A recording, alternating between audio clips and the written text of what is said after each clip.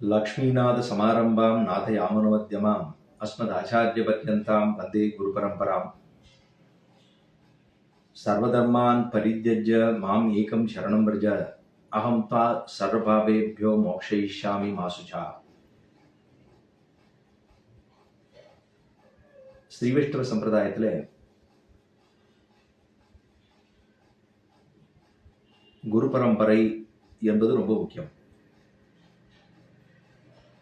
நம்ம சம்பிரதாயமானது முதல்ல தொடக்கம் என்று சொன்னால் பிரதமாச்சாரியன் பகவான் ஸ்ரீமன் நாராயணன் தானும் பலபடிகளாக அவதாரம் பண்ணுகிறான். மீனோடு ஆமை கேழல் அறிகுறலாய் முன்னுமிராமனாய் தானாய் பெண்ணுமிராமனாய் தாமோதரனாய் கற்கையுமானான் என்று பகவானுடைய அவதாரங்கள் பல. இது பிரதமாச்சாரியன் என்று சொல்லப்படுகிற ஸ்ரீமன் நாராயணன். அதுக்கப்புறம் பெரிய பிராட்டியார், மகாலட்சுமி தாயார், அதற்கப்புறம் விஸ்வக்சேனர் சேன முதலியார், அதற்கப்புறம் நம்மாழ்வார், பகுலாபரணன் என்னும், பிரபன்னஜன கூட்டஸ்தர் என்னும், குழந்தமுனி என்னும், இப்படி பலவாறு கொண்டாடப்படுகிற நம்மாழ்வார். இது ஒரு கோஷ்டி என்று வைத்துக் கொண்டோமேயானால், அதுக்கப்புறமா நாதமுனிகள், உய்யக்கொண்டார், மணக்கால் நம்பிகள், ஆளவந்தார், பெரிய நம்பிகள், எம்பெருமானார். எம்பெருமானாருக்கு அப்புறம் அவர் நாயக்கக்கல், அதற்கப்புறம் எம்பார், பட்டர், நஞ்சியர், நம்பிள்ளை, வடக்கு திருவீதி பிள்ளை, பிள்ளலோகாச்சாரியார், திருவாய்மொழி பிள்ளை, மணவாள மாமுனிகள். அப்படிங்கிறது மற்றொரு பக்கம். இதற்கு ஆச்சாரிய ரத்னஹாரம் என்று பேர். ஒரு ஹாரம், ஒரு பெரிய மாலை அப்படின்னு பார்த்தால் அதுல நாயக்கல்லா பதக்கமாக இருப்பது சுவாமி எம்பெருமானார். பிரதம ஆச்சாரியன்னு ஆதியிலே இருக்கக்கூடியவர் பெருமாள், பெரிய பெருமாள். கடைசியிலே இருக்கக்கூடியவர் சுவாமி எம்பெருமானாருடைய புனரவதாரம் என்று கொண்டாடப்படுகிற மணவாள மாமுனிகள். அவர் திரும்பவும் பெரிய பெருமாளுக்கே, நம்பெருமாளுக்கே, பகவானுக்கே ஆச்சாரியர் அப்படின்னு சொல்லப்படுகிற பெரிய ஜீயர் மணவாள மாமுனிகள். இதுதான் ஒரு ஆச்சாரிய ரத்னஹாரம் என்று கொண்டாடப்படுகிறது.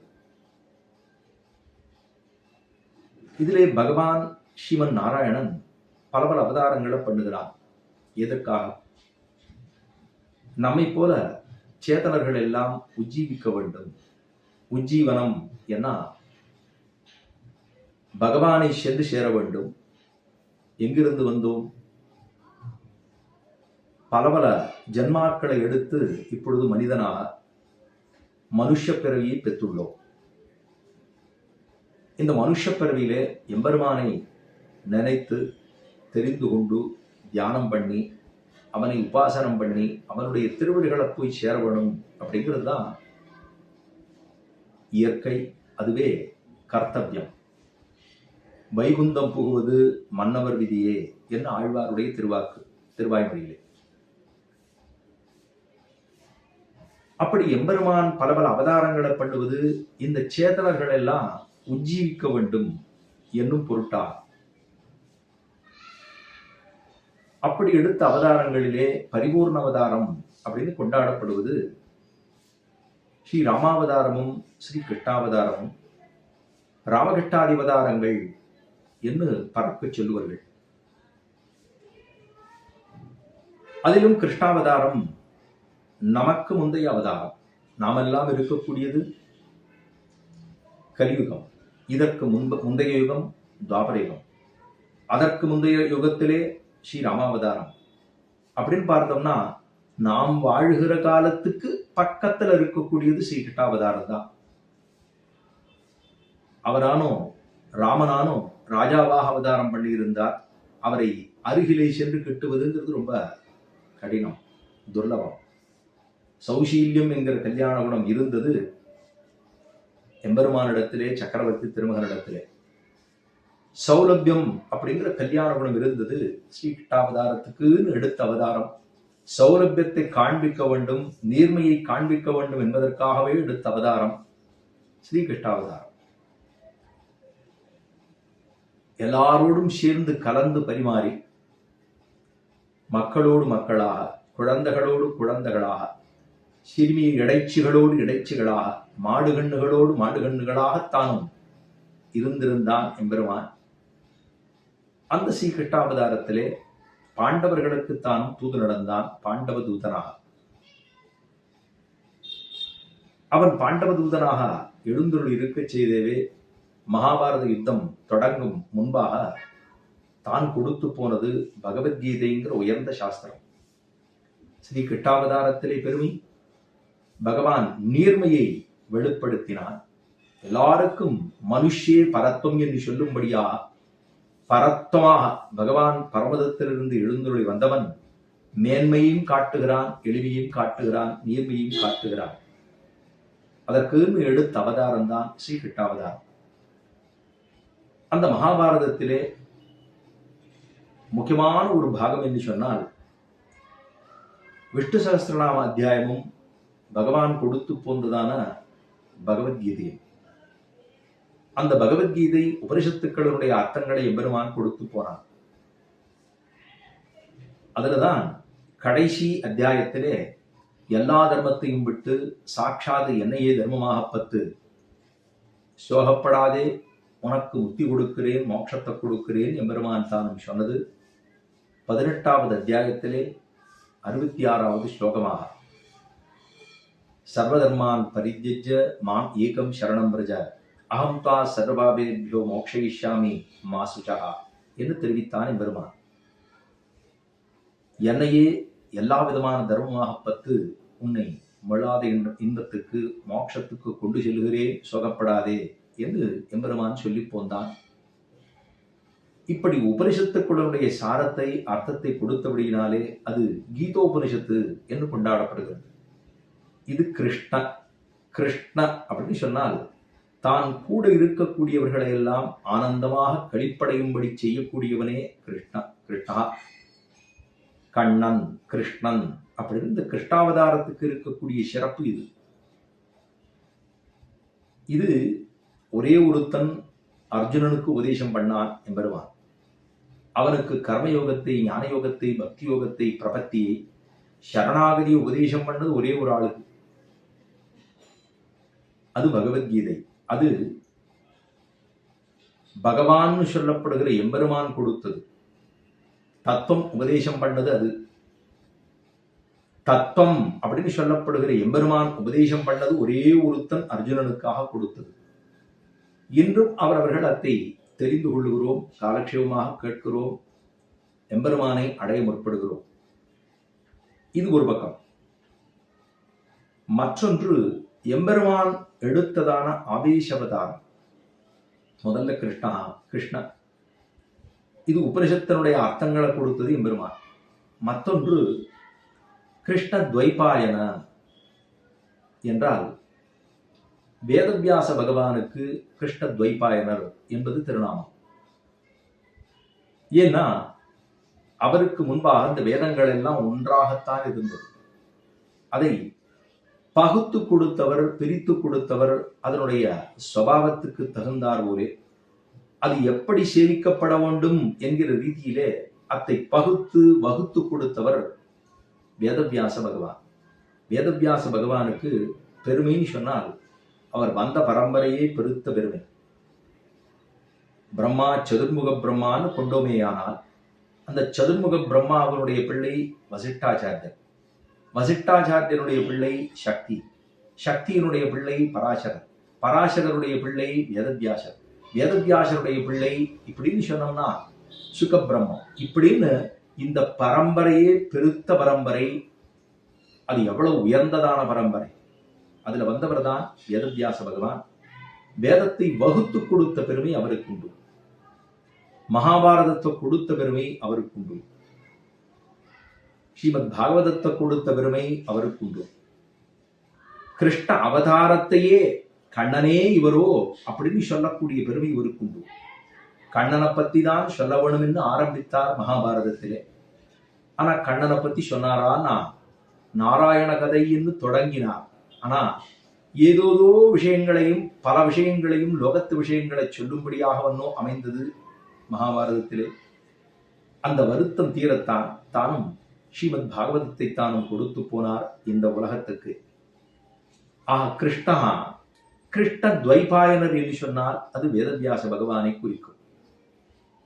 எப்படி இந்த சப்தாகம் என்று சொல்லி இந்த உலகத்திலேயே எல்லா இடத்திலையும் பாரத தேச பல இடங்களிலே சப்தாகம் என்று 7 நாட்களிலே பகவான் ஸ்ரீமன் நாராயணனுடைய கதையை, அவதாரத்தை, கல்யாண குணத்தை அனுபவிக்க வேண்டும் என்று 7 நாட்கள் அதை தொடங்கி எப்படி சேவிக்க வேண்டும் என்று பலரும் சேவிக்கிறார்கள், செய்கிறார்கள்.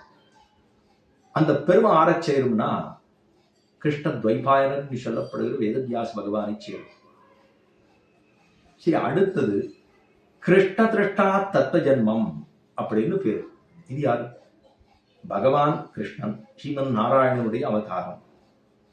பகவான் கிருஷ்ணனுடைய அவதாரம் வேதவியாச பகவான் கிருஷ்ண துவைபாயனர் என்று அவருக்கு திருநாமம். அவருடைய பெருமையை பார்ப்போம். இப்ப கிருஷ்ண திருஷ்டா தத்துவ ஜன்மம். முதல்ல கிருஷ்ணா கிருஷ்ண துவைபாயன வேதவியாச பகவான் அவருடைய ஆவேச அவதாரம். அடுத்து ஒரு அவதாரமாகத்தான் எடுக்கிறார் தானும். அதுதான் கிருஷ்ண திருஷ்டா தத்துவ ஜன்மம் என்று கிருஷ்ண பக்தியே உருக்கொண்டு ஒருத்தர் அவதாரம் பண்ணினாரே என்னால் அவர் ஆறு? உண்டோ வைகாசி விசாகத்துக்கொப்பொரு நாள், உண்டோ திருவாய்மொழி குப்பு, உண்டோ தென்குருகைக்குண்டோ ஒரு பாரதனில் ஒக்குமோர்னு மணவாளவாணிகளுடைய திருவாக்கு. உண்டோ வைகாசி விசாகத்துக்கொப்பொரு நாள், உண்டோ திருவாய்மொழி கொப்பு, உண்டோ தென்குருகைக்குண்டோ ஒரு பாரதனில் ஒக்குமோர்னு சொல்ல வேண்டுமே என்னால் திருவாய்மொழி வைகாசி விசாகம்ங்கிற திருநக்ஷத்திரத்துக்கு ஒப்பான திருநக்ஷத்திரம் உண்டா? திருவாய்மொழிக்கு ஒப்புதான் மற்றொரு பிரபந்தத்தை சொல்ல முடியுமா? அவர் அவதாரம் பண்ண தென்குருகூருக்கு ஒப்பாக மற்றொரு திவதேசத்தை சொல்ல முடியுமா? அப்படிங்கிற பெருமை உண்டு. அவருடைய அவதாரமே கண்ணனே அவதரித்தானோ, விஸ்வக்சேனரே அவதரித்தாரோ, வடிவழகிய நம்பியாக திருக்குறுங்குடியிலே இருக்கக்கூடிய வடிவழகிய நம்பியே அவதரித்தாரோ அப்படின்னு வியாசாவதேசமோ வேதவியாசருடைய அவதாரமோ அப்படின்னு எல்லாம் பலவாறு கொண்டாடுகிறார்கள். சுவாமி நம்மாழ்வாருடைய அவதாரத்தை அவர் யாராக அவதாரம் பண்ணினார்னா, இப்ப சொன்னது கிருஷ்ணாவதாரமாகவும் இருக்கலாம், விஸ்வக்சேனருடைய அவதாரமாகவும் இருக்கலாம். அப்படின்னு பார்க்கிறத காட்டிலும் அவர் ஆருடைய அவதாரம் என்னால் கிருஷ்ண பக்தி தான் உருக்கொண்டு அவதாரம் பண்ணது இந்த பூவுலகத்தை அப்படின்னு சொல்லணும். அவரே கிருஷ்ண பக்தி, கிருஷ்ணா அப்படின்னு சொன்னா கண்ணன பெருமான சேவிச்சுடலாம். அதே கிருஷ்ண துவைபாயன வேதவியாச பகவானை சொல்லிவிடலாம். ஆனா கிருஷ்ண பக்தின்னு சொன்னா அதை உருக்கொண்டு சொல்ல முடியுமா? சொல்ல முடியாது. ஆனா கிருஷ்ண பக்தி என்பதை ஒரு உருவாக ஒரு சித்திரமாக வரைய வேண்டுமே என்ன எப்படி சொல்றது அப்படின்னா, ருஷிஞ்சுஷாமகே கிருஷ்ணதிருஷ்டா தத்துவ ஜன்மம், ருஷிஞ்சுஷாமகே கிருஷ்ணதிருஷ்டா தத்துவ ஜன்மம் அப்படின்னு பட்டர் தெரிவிக்கிறார். ருஷிஞ்சுஷாமகே கிருஷ்ணதிருஷ்டா தத்துவ ஜன்மம் என்று தெரிவிக்கிறார்.